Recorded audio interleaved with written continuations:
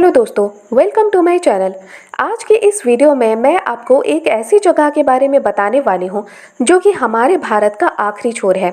वहाँ से श्रीलंका दिखाई देता है। श्रीलंका वहाँ से सिर्फ 31 किलोमीटर की दूरी पर अवस्थित है, लेकिन ये जगह बहुत ही ज़्यादा वीरान है। वहाँ पर कोई नहीं रुकता और ना ही वहाँ पर कोई भी घर बनाकर रहता है।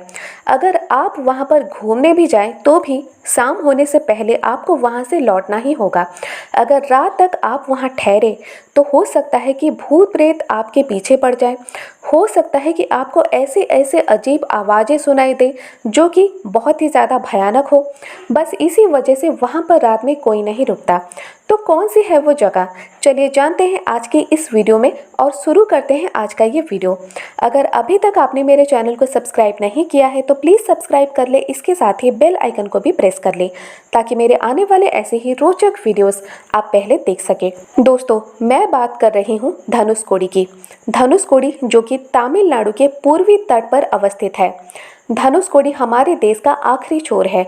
वहाँ से श्रीलंका दिखाई देता है और सिर्फ 31 किलोमीटर की दूरी पर अवस्थित है। ये स्थान भारत और श्रीलंका के बीच में मौजूद है और बालू के टीले पर अवस्थित है ये स्थान। धनुषकोडी की लंबाई सिर्फ 50 गज है, इसीलिए तो दुनिया में सबसे छोटे स्थानों में से एक माना जाता है धनुषकोडी।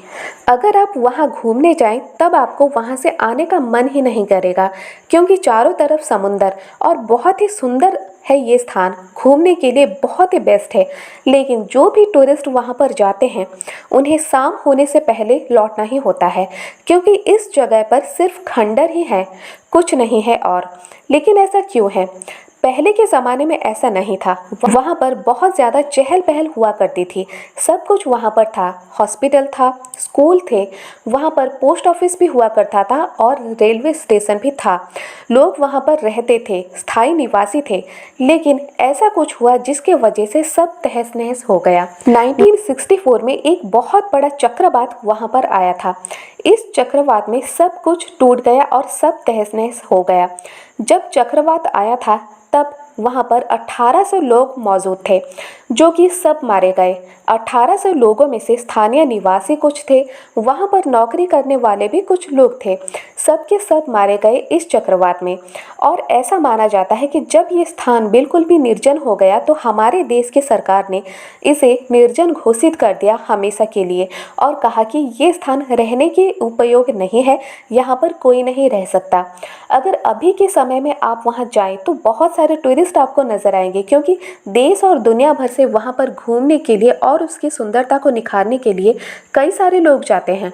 लेकिन रात होने से पहले ही वो सब लौट आते हैं। कई सारे मछुआरे भी ऐसे हैं जो कि वहाँ पर जाते हैं, यहाँ तक कि 500 से ज़्यादा मछुआरे भी वहाँ पर जाते हैं मछली पकड़ने के लिए। लेकिन वो लोग वहाँ पर स्थायी निवासी नहीं हैं, उन्हें भी लौटना होता है। शाम होने से पहले ही वो लोग भी लौट आते हैं, क्योंकि वहाँ पर ऐसा कहा गया है कि शाम होने के बाद आप लोग वहाँ पर नहीं ठहर सकते, आपकी जान को खतरा हो सकता है। उस स्थान पर एक ट्रेन एक्सीडेंट भी हुआ था। एक ट्रेन समुद्र में डूब गई थी जिसमें 100 से ज़्यादा लोगों की मौत हो गई थी। इतने सारे लोगों की मौत, एक तो ट्रेन में मौत, ऊपर से चक्रवात में इतने सारे लोगों की मौत। इसी वजह से लोगों का मानना यह है कि जो भी मौतें हुई हैं उनकी आत्माएं वहाँ पर अभी भी वास करती हैं और अगर शाम होने के बाद कोई भी वहाँ पर रुकता है तो आत्माएं बहुत ही भयानक आवाज़ें निकालती हैं और लोगों के पीछे ही पड़ जाती हैं, जिससे लोगों की जान को खतरा भी हो सकता है।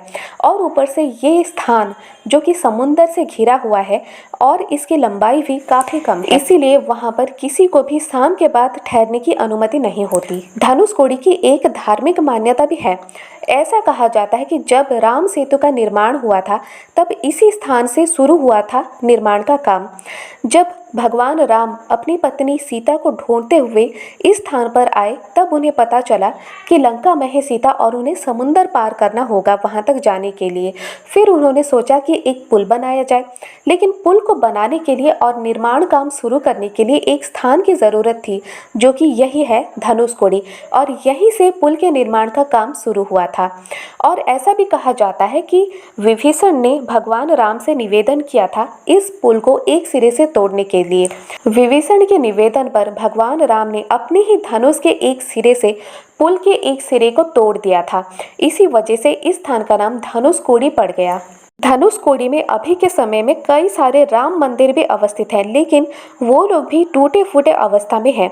पहले जितने भी घर थे वो सब खंडर बन गए हैं, वहाँ पर कुछ भी नहीं है। अगर आप वहाँ जाते हैं तो आपको सुंदर नज़ारे तो देखने को मिलेंगे, इसके साथ ही पहले के ज़माने के खंडर बने घर भी देखने को मिल जाएंगे। धनुषकोडी में पहुँचना बहुत ज़्यादा मुश्किल है। मछली पकड़ने वाले गांव से होकर गुजरना पड़ता है और वहाँ पर एक सड़क भी है। ये सड़क हमारे भारत का आखिरी सड़क है। अभी के समय में कुछ मछुआरों ने वहाँ पर कुछ झोपड़ियाँ बनाकर रखी हैं, लेकिन वहाँ पर रहने के लिए नहीं। झोपड़ियाँ बनवाई हैं तो सिर्फ इसीलिए जब वो लोग मछली पकड़ने जाएं तो धूप से और बारिश से वो लोग बचे रहें, बस इसीलिए उन्होंने झोपड़ियाँ बनवा कर रखी है। लेकिन ये जगह घूमने के लिए तो अच्छी है, रात में ठहरने के लिए नहीं और ना ही स्थायी निवासी बनकर बसने के लिए। तो दोस्तों, ये थी कुछ जानकारी धनुषकोडी के बारे में, जो कि हमारे भारत का आखिरी छोर है और जहाँ से श्रीलंका सिर्फ 31 किलोमीटर की दूरी पर अवस्थित है और दिखाई भी देता है। तो इस जगह के बारे में आपने जाना और क्यों ये जगह इतनी ज़्यादा वीरान है ये भी आपने जाना। अगर आज का ये वीडियो आपको ज़रा भी पसंद आए, एक लाइक ज़रूर करते, इसके साथ ही शेयर करें अपने दोस्तों के साथ।